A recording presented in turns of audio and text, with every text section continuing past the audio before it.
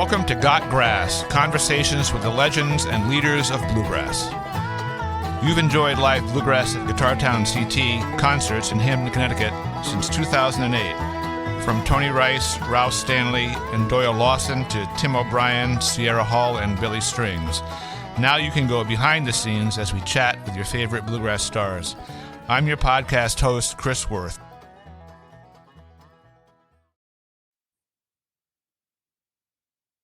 So I want to welcome a special guest to Got Grass today, Alice Gerrard. Welcome, Alice. Hey, thanks so much for having me. It's a pleasure. So I'm going to start off my questioning a little bit differently today because I know you have a sense of humor. I've seen you interviewed on various YouTube and you like to laugh. So what was the last thing that really cracked you up? Can you remember? Oh my gosh. I don't know. There's so many things. Yeah. Honestly, really, I'd have to spend some time thinking about it, which I'm sure you don't want to kill time having me thinking about what was funny. There are lots of things that strike me as funny, and I'm sure there were things yesterday. There were probably things. Could be anything. Yeah. But you do like to laugh, right? Oh yeah, I do. I thought so. I just had this sense about you that you had a sly sense of humor. I personally, I like to read the comics. Dustin in the comics to me is one of the funniest things. And every day my wife says, "What are you laughing at?" I say, "It's Dustin." She goes, "Oh yes." Okay. The now comic I have book to ask character. you, who is Dustin? I mean, I know he's a comic book character. He's kind of a dorky 20-something kid that lives at home and can't seem to get anything right with women or with his job or with anything. And it's very short and sweet, but it's just always funny. To me, it's very funny.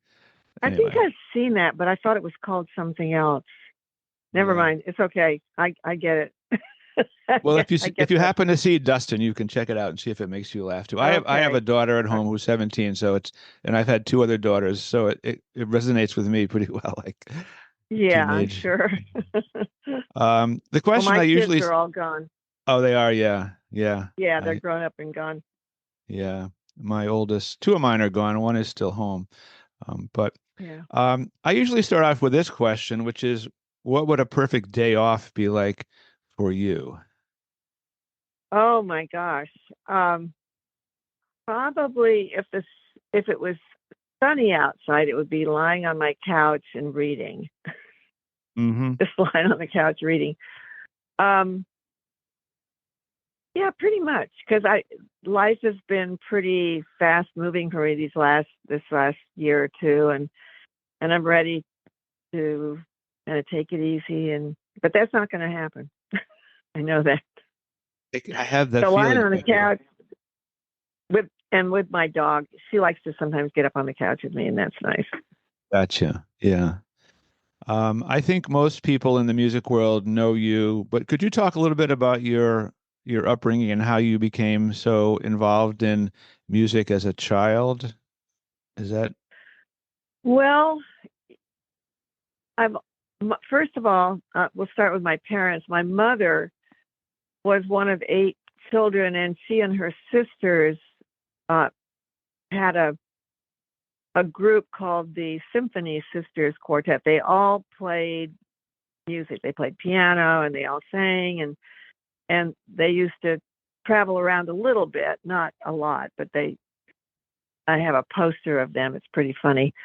And so my mother loved to play music. She played all the time and sang, and just, she could, and my dad was a singer. He didn't play anything, but he loved to sing, and he came from England. He ran away from home when he was a kid and came over on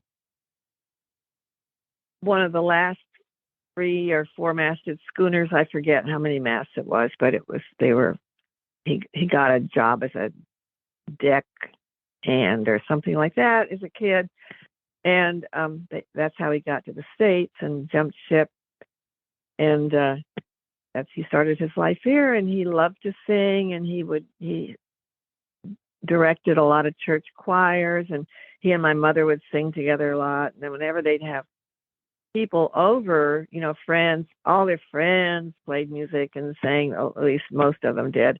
And they'd just sit around and play music at a gathering. And so I kind of grew up, and that was when I was a little kid, because my dad died when I was like 7 or 8. But I can remember sitting on the stairs when I was supposed to be in bed and listening to them having such a good time just playing music. And so that's kind of what stuck with me more even than the kind of music they were playing, was the idea that you could just have a really good time playing music together with other people. And so, and as a teenager growing up, I just listened to what everybody else was listening on the radio, popular music of the day. Let's see, two that stand out were Rosemary Clooney's "Come On to My House," that had the harpsichord on it. Oh, yeah. And then Nature Boy. There was an who did that? I can't remember. It might have been, was it Nat King Cole, maybe? Oh, maybe. Yeah. And they were just a little bit odd. They were out of the general pop music stuff that was being played. They has a little bit different, like the harpsichord one. That was so great. And then I didn't know what it was at the time, but it just had this great sound. It wasn't like Bing Crosby or people like that. And so I was, I clearly was sort of attracted to, but I didn't play, my mother gave me piano lessons for a while. That didn't work. She had me take piano lessons from somebody. And it was okay, but I didn't really love it.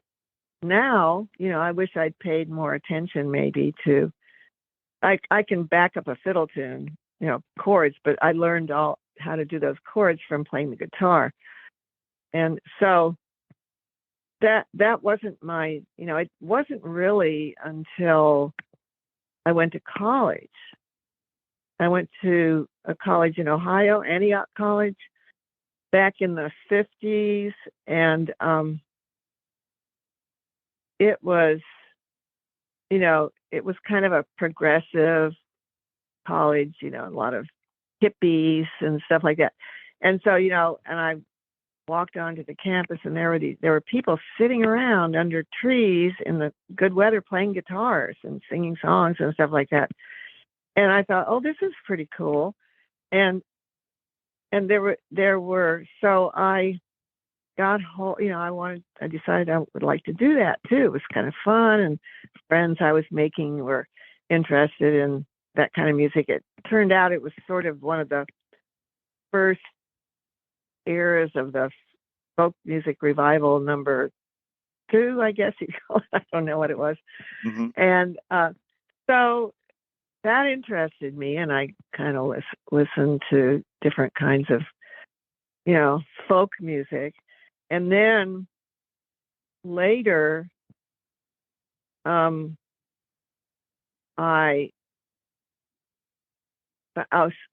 friend of mine, a guy who later was the guy I married, loaned me his copy of the Perry Smith Anthology of American Folk Music. And that came out, I think, in 1952. And he had a copy, and I listened to it, and it was like, oh my God, this is so great. It was, everything was on there. Are you familiar with that? I am, set? yes. Yep. Yeah. Okay, Yep. so there was everything. There were blues, there was ballads, there were string bands, there was the Carter family, just everything was on there. Cajun music. And I thought, this is great. This is not pop music like I've heard.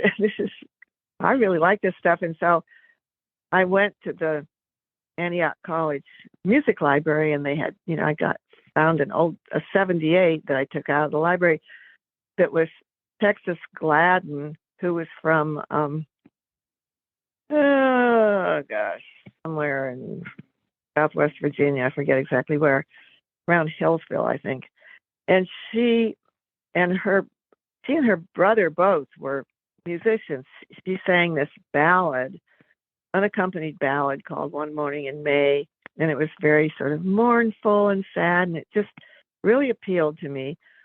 Her brother was Hobart Smith, who among old-time music circles, people know who he was. He was a really great guitar and banjo player and singer. And so I, when I heard Texas Gladden singing this song, I thought, oh man, this is the stuff I want to. It just struck an emotional chord in me. The kind of,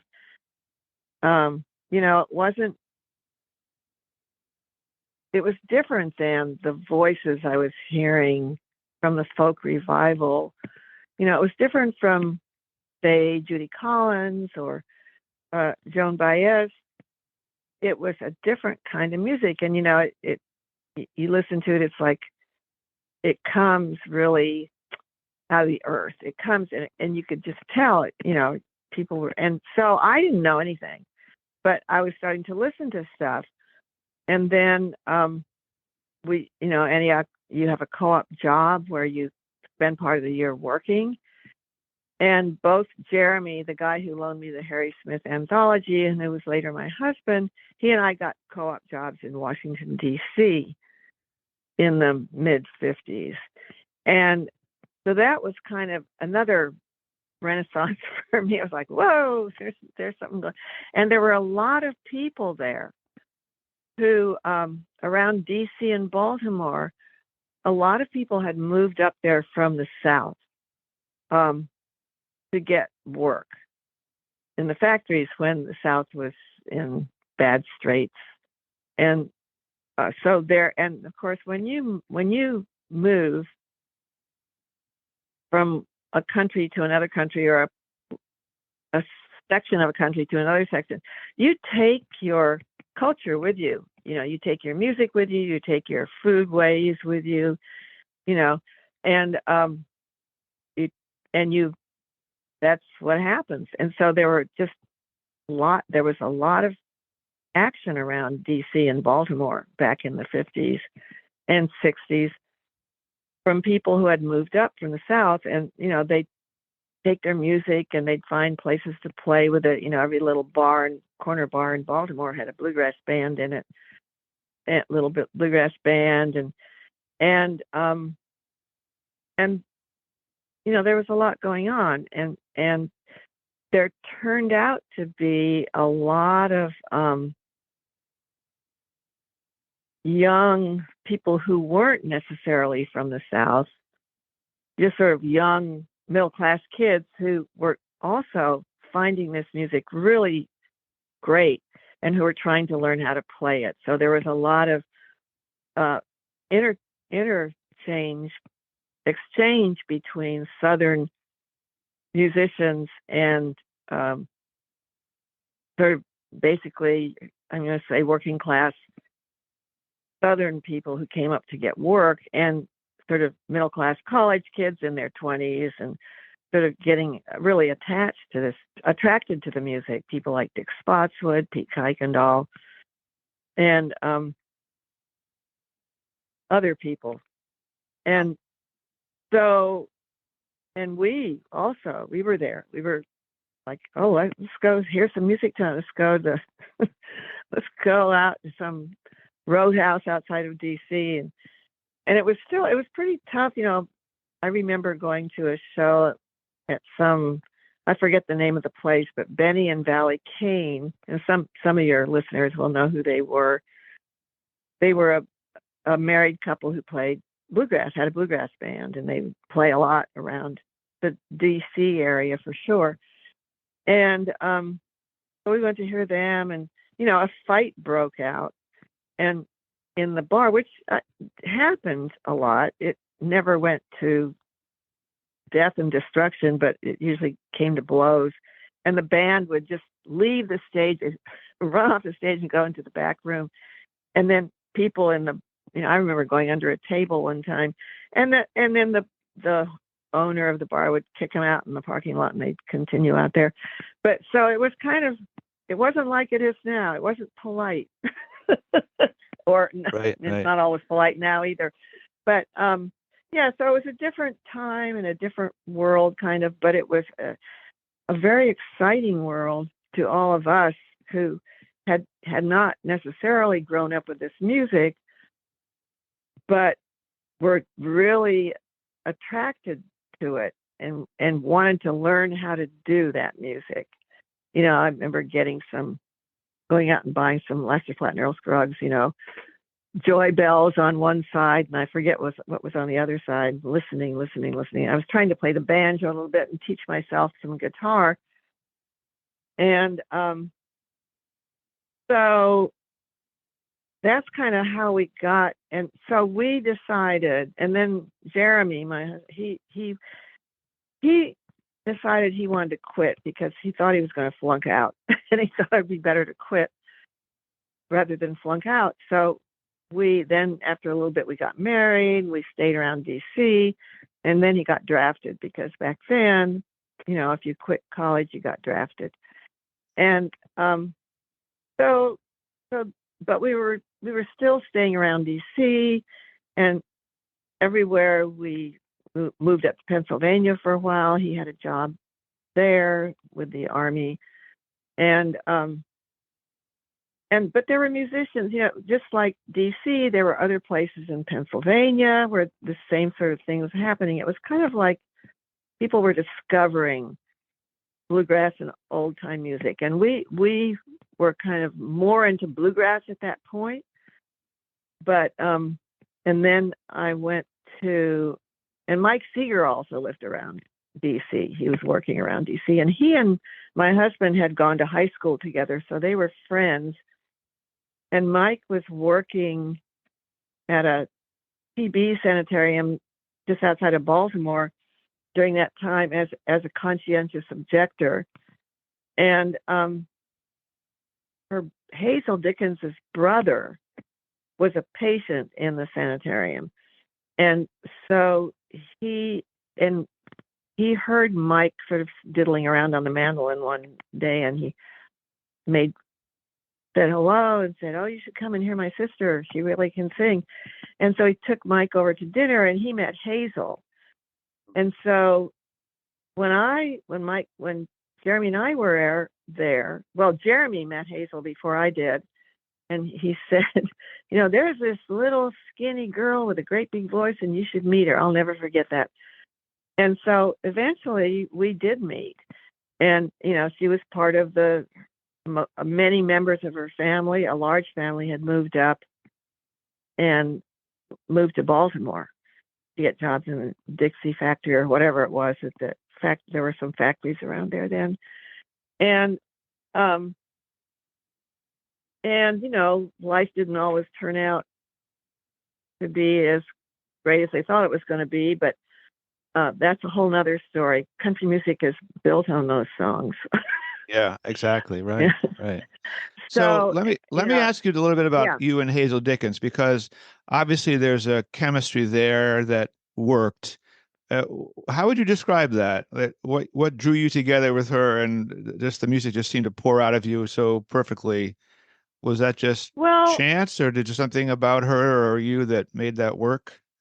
Well, it was only it was chance in a way. But, you know, she was living in Baltimore. She had met people there who were, like, I would have to say that one of her very dear friends that she met, and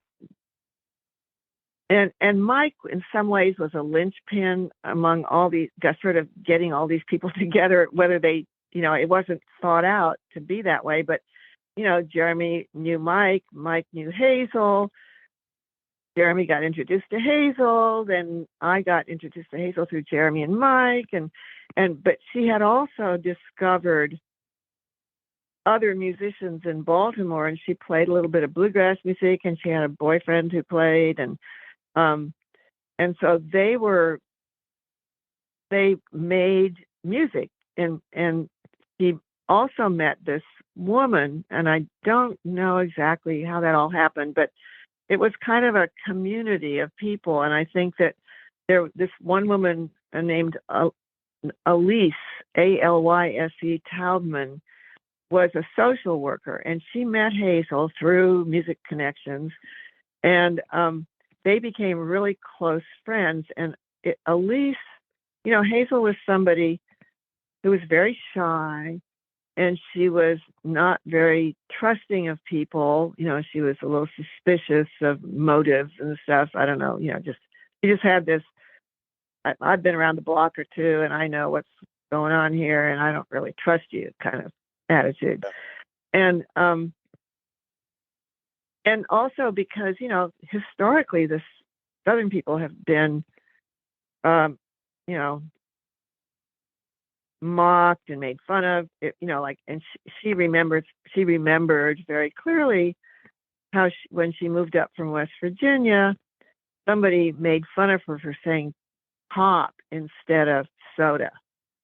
And it was like, oh my God, that really hurt her, that she remembered that down through the years, and lots of other stuff too. So she, there was reason to be a little standoffish and shy about stuff. And Allyse, but she was a natural, good, fabulous singer. And she played a little guitar, and she played a little bass. She played pretty good bass.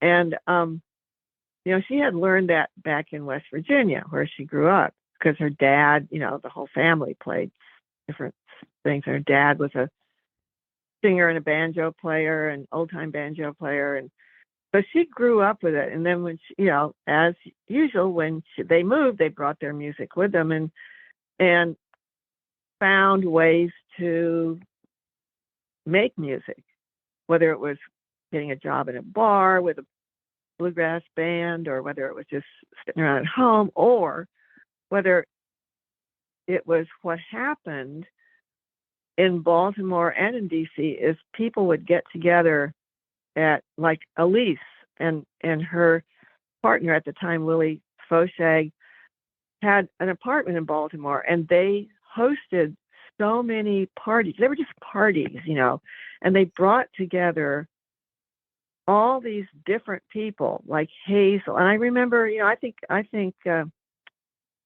Buzz Busby came to one of those parties one time. It was a real mix of people, country people, city people, hippies, labor activists. They were all kind of mixed up together. There was a lot of action, and it all came together in a situation where people were playing music. So there'd be music, and people would be milling around. And what did you do at a party? You played music. You didn't sit around and drink cocktails and stuff like this. And so there were all these parties, and people would bring their kids and let them sleep on the floor. It was really a scene. And so, so they met. Was this like mid 60s now you're talking, just time-wise? Well, or it was earlier? The late 50s, early to mid 60s, yeah. Okay, It was that last half of the 50s up into the 60s. And so, and I'm kind of bad with dates, but we didn't start doing stuff until I think the mid to late 60s together. But so I didn't, I did not sing. I had a natural affinity for music. I could hear music really well, and I could, as kids we used to just sing rounds in the car, blah blah blah, just screaming out songs, and we liked to sing. We heard our parents singing, we liked to sing, and so I had a good ear and a good, I could hear stuff. So, and I had learned to play a little guitar. It's the kind of learning where you go up and say, "Can you show me that chord on the guitar? How do you do that?" Or, you weren't learning it from a book. You were learning it from listening to it. And at least, most of the people I knew, that's how they were. They weren't reading it off a song, off notes. They were learning it from other people who showed them things, or just by ear, by listening to other people, to recordings, all that kind of stuff. And so that's how I met Hazel.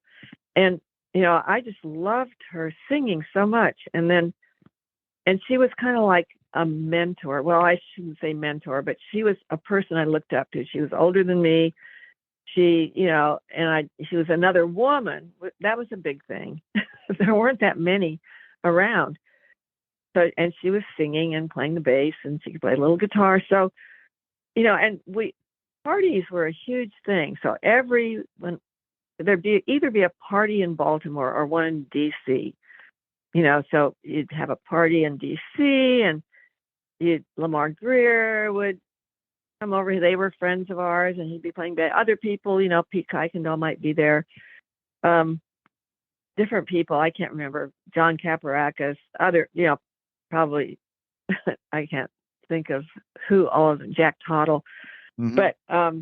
But they were friends, and they would come over, and we'd just play music. We'd set up a music stand. We put the Bill Clifton songbook out there, and we'd start singing and playing. And it wasn't like a jam session, like you talk about 50 people getting together and playing tunes or whatever. It was a few people who would play, and then some other people would, the banjoist would drop out, and another banjo player would come in. So it was more realistic to what really happened with bands playing music than like a big sing-along or a jam session.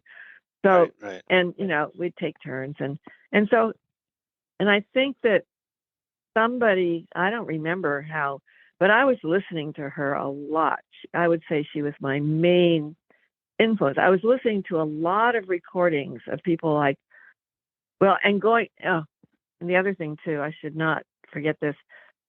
Every Sunday, practically, the Washington contingent, could be Mike, Jeremy, me. We'd go over to Baltimore, pick up Hazel and Elise or whoever else wanted to go, and we'd go up to the country music parks that live just north of Baltimore, an hour or so. We'd go hit up Route 1 and go to Sunset Park or New River Ranch. And Ola Belle Reed she and her husband and her son. Well, she had this band, first of all, before her husband and son, but with, Ted Lundy and I forget Deacon Brumfield, and I forget who all was there in the band, but she had a bluegrass band, and she was the leader of the band. And that was like, oh, this is cool. And she would sing and play the banjo, and she played kind of old time banjo. And they ran New River Ranch for a while. And then when that, I don't know what happened to New River Ranch, but they moved on over to Sunset Park and were the house band there. And I'm sure you're familiar with the whole park scene. I don't know if they still do that a lot, but they were country music parks, because wherever people move, if they're relocated or if they're, have to get work somewhere else and they go there and they take their culture with them, their country music parks were places where people could go on Sunday afternoon and listen to the kind of music that they were used to hearing back home. So that Sunset Park, would every Sunday afternoon we'd go up, get there about 1:00, I guess, and there'd just be a solid afternoon of music. You'd sit on these benches. Sometimes the stage would be just a little platform raised up off the ground, or it could be Sunset Park had a bigger stage with a little bit of a dressing room, and then out the back, but it was very down home.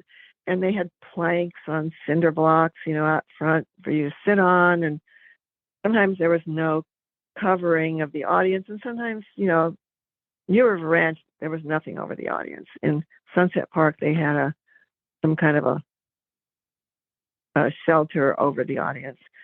But then, it was just out in the country, and it was in just over the line in Pennsylvania. So you got a lot of Amish people with their buggies, and they had place for the Amish people to park with their horse and buggies, and so then the bands would come. The bands were there. Bill Monroe would come in his bus. The Stanley Brothers would come in a car with a bass tied on top, that kind of thing. Sure. And they'd play, and Wilma Lee Cooper and Stoney Cooper would be there. I loved her music, and I think part of what I enjoyed was hearing women, because there were not a lot of women back then who were playing bluegrass music. And the Stonemans were there. The Stoneman family were playing at the famous Bar and Grill down across from the Trailways bus station in Washington, D.C. You could go see them, and they would come to the park sometimes too. But and country musicians came too. Porter Wagner and different people would stop through.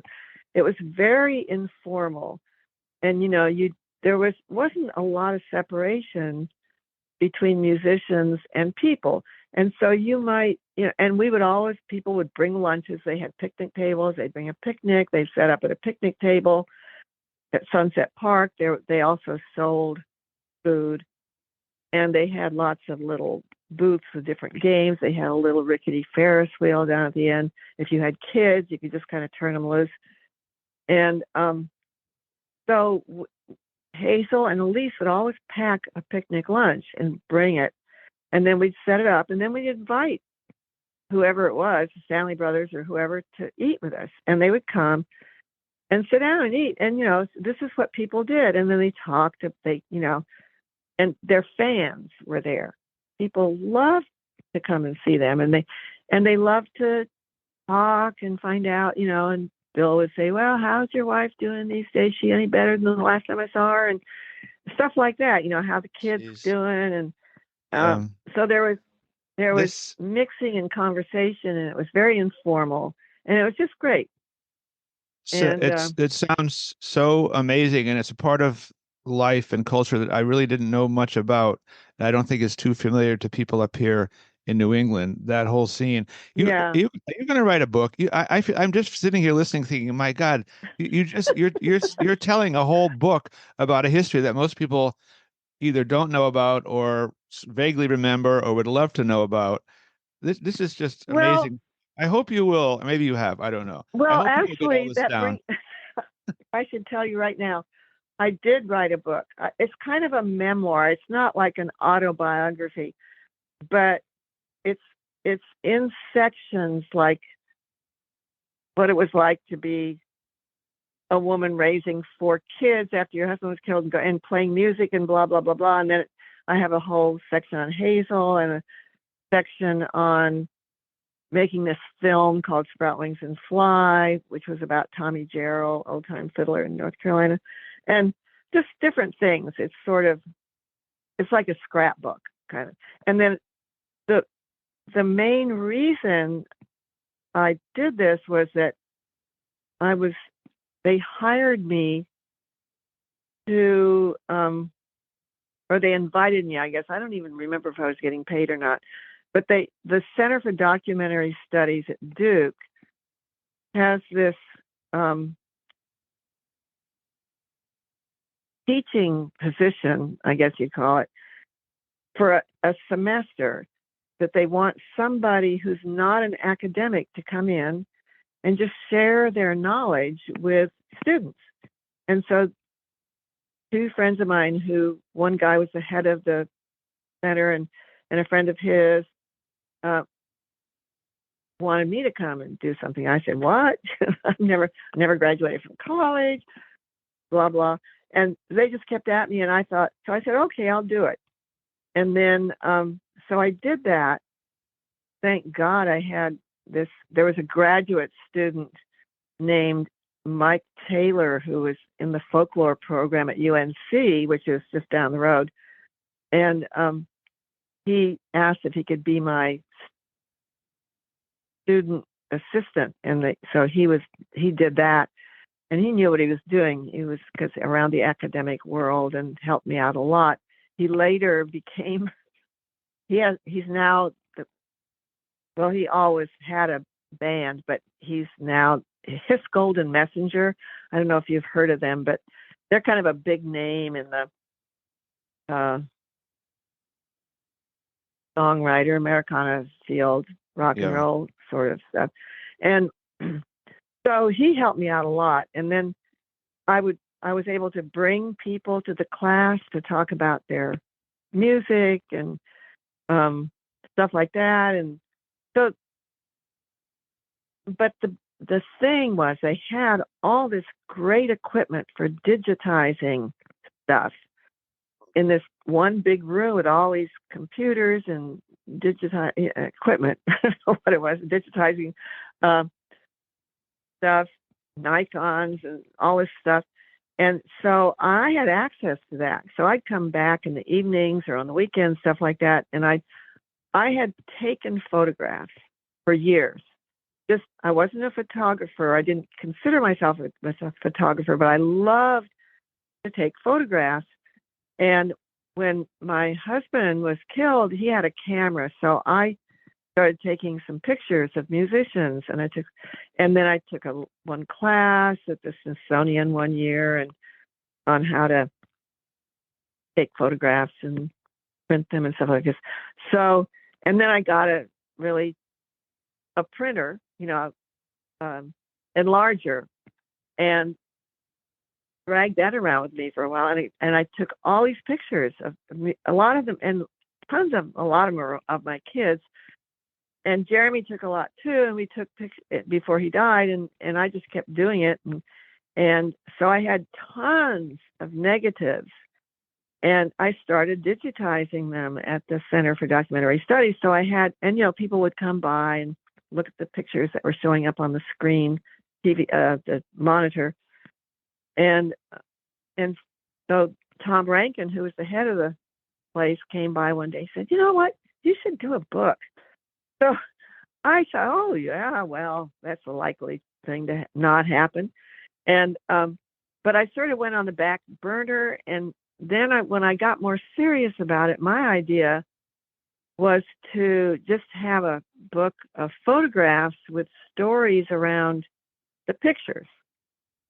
And so I took this idea to the woman who was, I don't know, she was working there at the time, who was an editor and stuff like this. And she told me, she said, "Well, no, that's fine. Yeah, you use the photographs, but you need to tell something about your life too." And I was like, oh, really, it's like, this is not my style.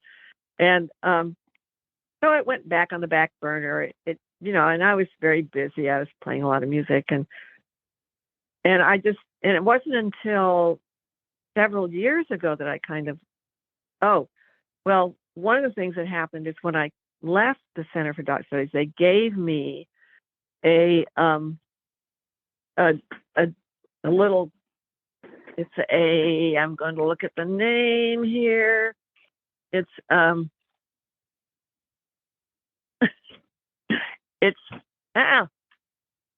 it digitizes photographs. You can slip 35 millimeter photographs into it, and it'll bring up the photos, and you can digitize them and put them on your computer.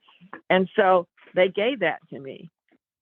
And so I didn't by any means digitize all the photographs in the time I had there. But when I came back home to my house, I had this new little piece of equipment that would enable me to digitize stuff. So I started doing it on all the negatives that were left. And then a friend, this young woman had moved to Durham, and her name was Tatiana Hargrave. And I know her. Yeah. Yeah. And she really wanted to hang out, and she offered to digitize my photographs for me. And so, and I got a small grant from somebody to help pay her something to do it. But she would be over here every day digitizing black and white 35 millimeter photographs. And so that was a huge help. And I got, all this stuff. And then on the computer. So then from there, I got a lot of stuff from the parks, from various festivals. And and then, so, and meanwhile, I don't know where to go with this. I just like I was skipping around. But anyway, the whole life you're telling me here, but it's great. Yeah, so that's why I decided to finish this idea of doing a book. So, Gotcha. and Okay, I got you there. Yeah. Yep. So, and it's a memoir more than an autobiography, and like, you know, a piece of my life here and a piece of my life there, but it's about Hazel. It's about living in Galax, Virginia. It's about living around Washington, D.C. and what was going on around there, parks and stuff like this, all that. And the photographs kind of go along with it, but it's much more of a memoir than I had ever intended to do. I never would have done this if you were tricked into it, kind of. They tricked me into it. Yeah. I wanted to ask you, well, there's so many things. Everything you say brings up so many questions, but you mentioned Bill Monroe, who wrote a song that you and Hazel Dickens recorded. The One I Love Is Gone, which is a fantastic, one of my favorite songs of all time. Can you tell me a little bit about how that song came from Bill Monroe to you and the recording and all that, about that, because that is just an amazing piece of music. Yeah. Well, we were friends. I mean, Bill became our friend. There was a friend of ours named Ralph Rinzler. I don't know if you've ever heard of him. Oh, sure. Yeah. But he moved he used to play with the Charles River Valley Boys in the good old days with Bob Siggins and I forget who all was in it, but and we knew it was a small world back then. That's one thing you've got to sort of understand. It wasn't as big as it is now, and there were many fewer people, and we all knew one another, and to a degree. And so Ralph, you know, I met Ralph through a friend of mine named Joan, who had gone to, I don't know, some college that Ralph went to too, and then blah, blah, you know, and Ralph played music. You know, he was bitten by the same bug that we were all bitten, and he learned to play. Pretty good mandolin player, but he was a great organizer, and you know, he did lots of things. He became Bill Monroe's manager as well as Doc Watson's manager for a good while, and I don't know how.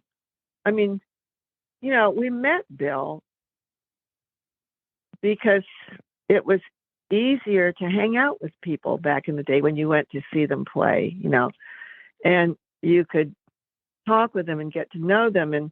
And I think we just got, and some of it was probably through Ralph too, because I remember Ralph hired me to write some notes for an album for something to do with Bill. So I went to Nashville to interview him. We sat in a car and did this interview.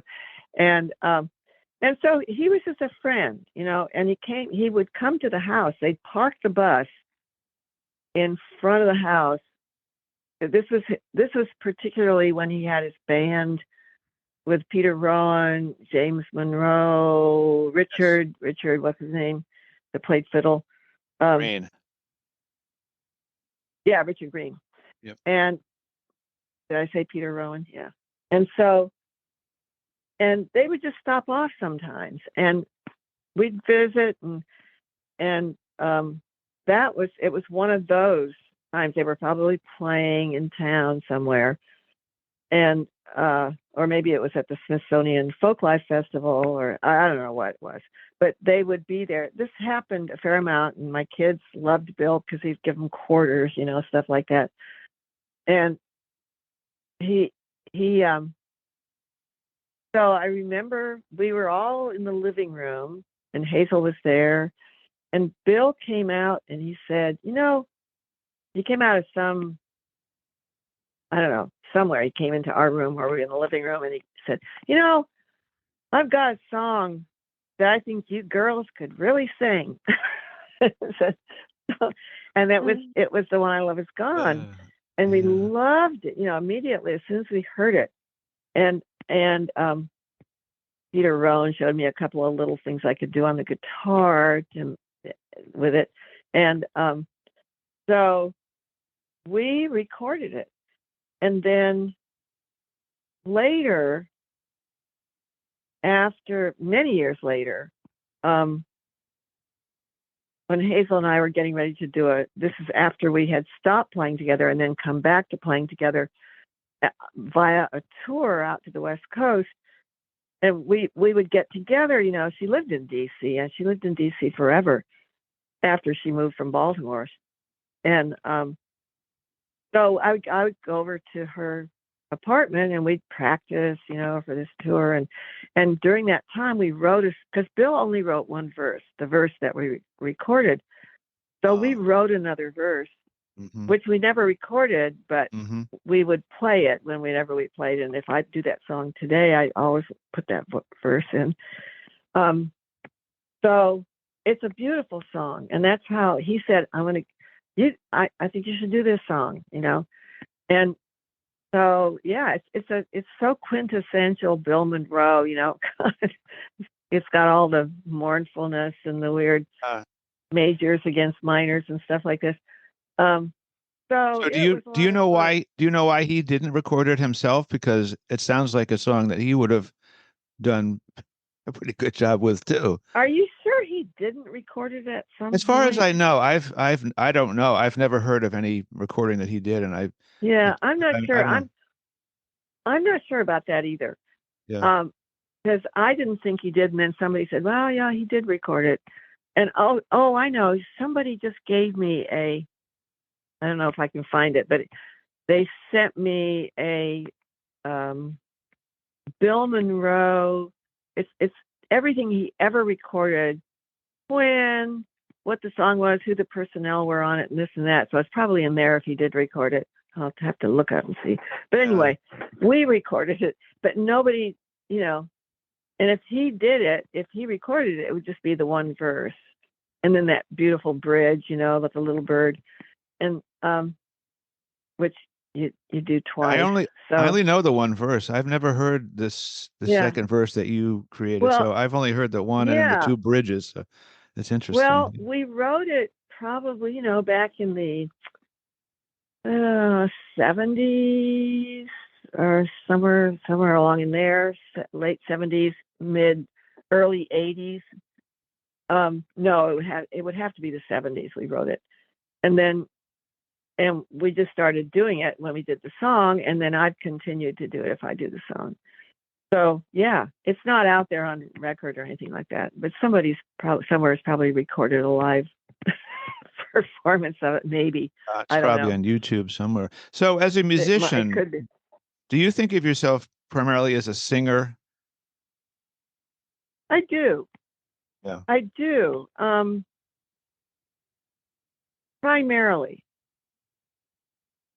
as a singer and a guitar player, but as I became more involved with old time music, back in the day, there wasn't quite as much separation between bluegrass and old time music as there came to be, and it's going back again to being more inclusive. But in the old days, at the Gay-Like Fiddlers Convention, which started in 1930 something, and they would have these different categories, and they didn't separate bluegrass from old time music. And really, when you stop to think about it, Bill Monroe and the Stanley Brothers, the older bluegrass bands were a lot closer to old time music than the more modern bluegrass bands. And they, there used to be a big,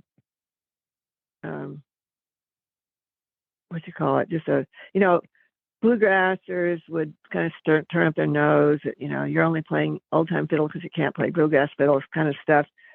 But that's kind of not the case anymore.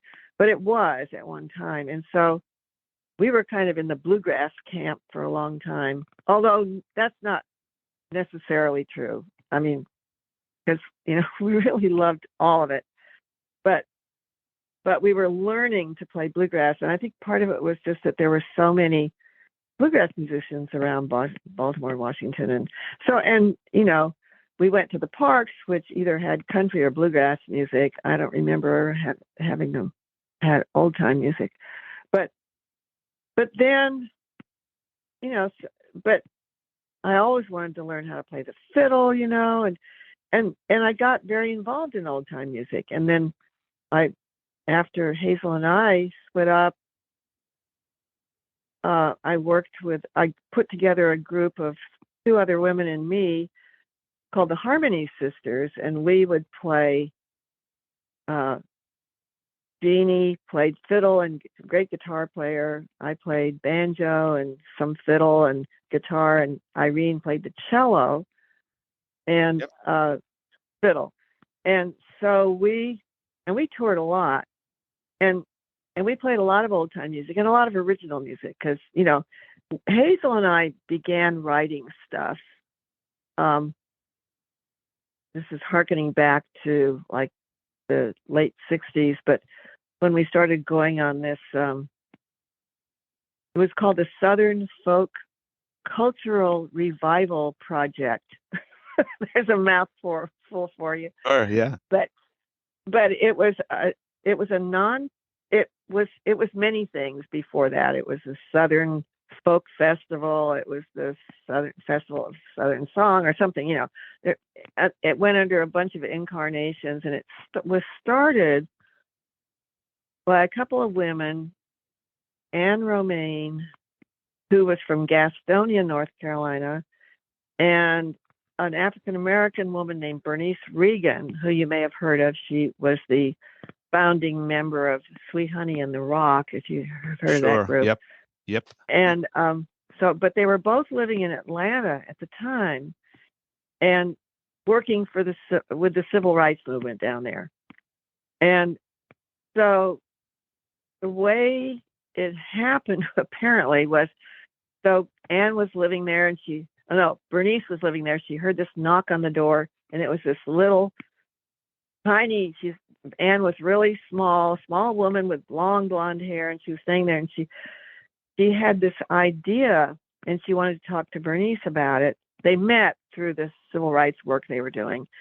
And so she went to talk to Bernice, and she wanted to start a tour of Black and white musicians that would tour around the South and play in communities and play at colleges and this and that.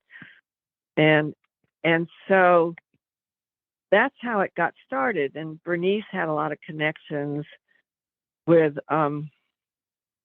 grant people and stuff like this. So, and she knew a lot of musicians too. And she knew a lot of Black musicians too, which was probably even more important. And Anne didn't know so many.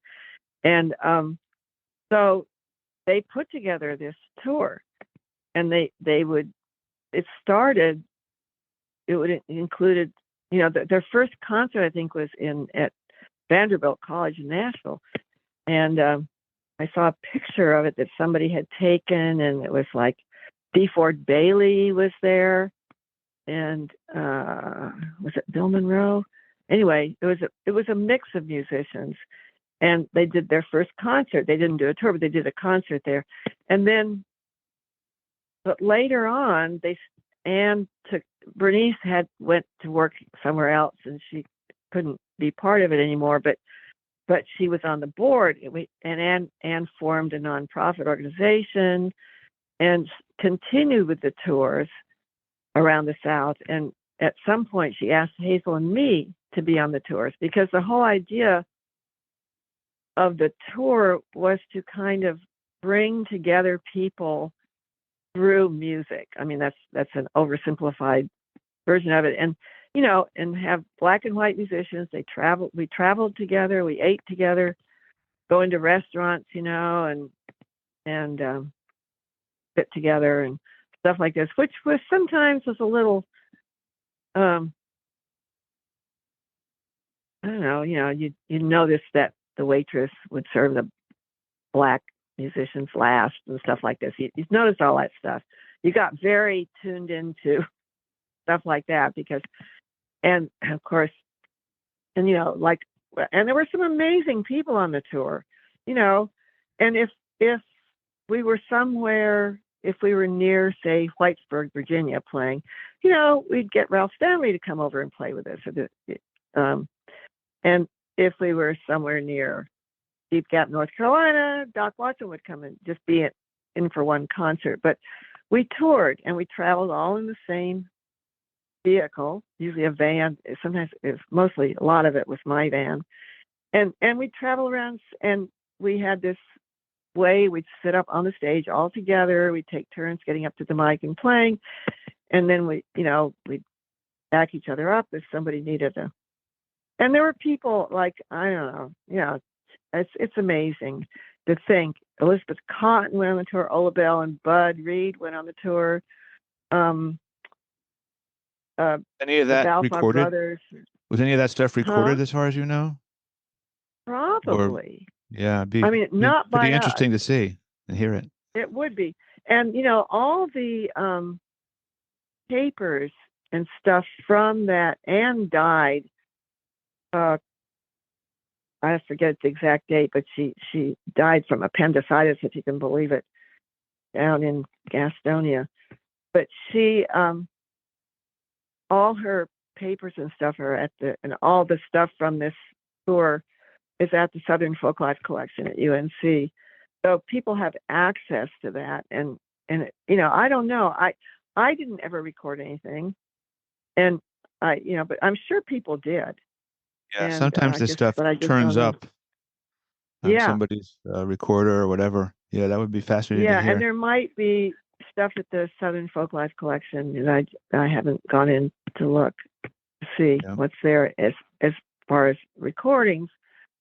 But so it was pretty great, and it was political. I mean, because when you see, say, Roscoe Holcomb get up there and talk, how his back got broken in the mines, and how they strip mining, put coal residue into his well, so he didn't have any drinking water anymore, and just stuff like this. You talk about that. It was, people talking about their lives and how they lived, and then playing their music.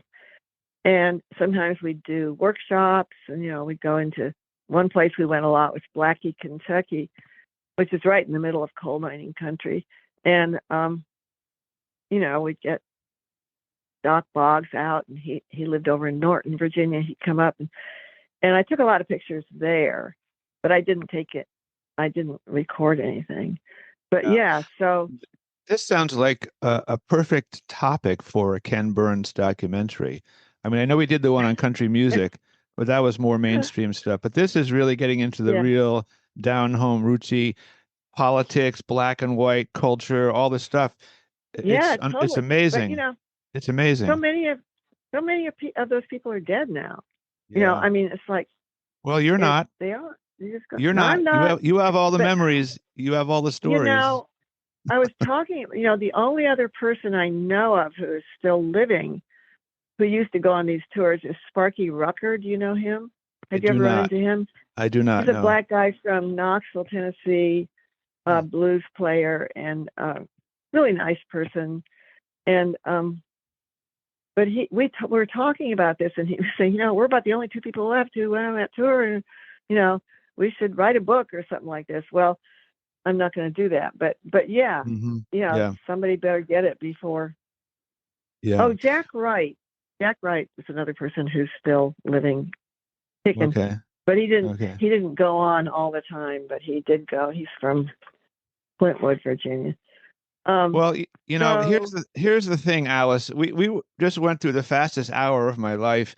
I didn't even get to a third of the questions. That was an hour. It just flew by. I have so many questions about other musicians that you hung with, and politics, and being women pioneers in bluegrass, and yada yada yada. Yeah. I would love to talk to you again. I really would. I don't want to talk too long on one podcast, but It's amazing because, in this podcast, so within 10 days, I'm speaking with you and Kathy Fink, who I know you know well, and then Sierra Hall and Bronwyn Keith Hines, who are two of the young stars of bluegrass that I also know. So it's an amazing world of the podcast world, because I'm just so thrilled to be able to talk to you. I can't tell you. This has just been a real energizing thrill for me, and I'd love to talk to you some more if another time. Well, yeah, just let's keep in touch, and I'll say no if I can't, and okay, we'll arrive at something like we did this time at some point. So I'd be happy to do that. Yeah, it's fascinating. I want to get your secret to longevity and a happy outlook on life too. I want to bottle that. My secret is get a dog. Oh, seriously. I mean, you have to exercise that dog. I do sports with my dog. I do agility. Yeah. And we do nose work and stuff like that. So that's pretty good. I think everybody should have a dog. Well, go to the rescue and get a dog. Yeah, we had a dog. Now we have a cat. Oh well, cats are good too. Whatever, anything to keep you active and motivated. And well, I have to say it's been wonderful talking to you. So many stories, and there's so many more to talk about. And again, I will get back to you and do this a second part of this interview, because there's a lot of stuff I'd like to cover. Okay. But I do appreciate you talking to me, and I wish you all the best. And thank you so much for doing this. It's been fantastic. You bet. Thank you so much for having me, and I'll do part 2. Well, part 2 will be coming up sometime here. Sounds good. Okay. Well, thanks again. Okay. Take care. You betcha. Bye. I hope you enjoyed our podcast, and thanks for listening. Visit our website, guitartownct.com, for concert and podcast schedules, or just to send us a message. We'd love to hear from you.